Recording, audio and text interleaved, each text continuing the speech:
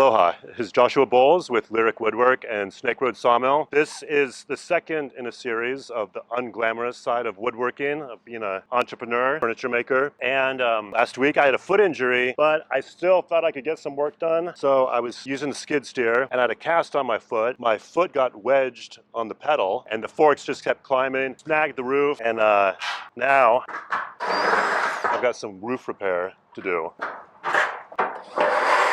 The other thing on my list to do today is the chop saw quit working. So I've got some chop saw repair. We've got these great little screwdrivers provided to us generously by Toolant. So I'm gonna take this apart, see what is going on. And one of the things that I found really is going to determine whether you're going to be successful doing this as an entrepreneur is the ability to wear all kinds of hats. You have to do electrical repair, heavy equipment repair, you have to acquire the logs, all the kind of challenging business negotiations that go into that, being able to use a chainsaw, cut down trees when needed, sawmill repair, ordering all the endless parts, sandpaper, plies, proposals. So it's very rewarding, but you have to be able to do a million small tasks because in a case like this, there is no one who's going to come out here and fix it for me. And to take it into a shop in town means I'm going to be out of a tool for God knows how long and how many $100 they're going to charge me. So I need this tool today, so I got to figure it out. And the last thing,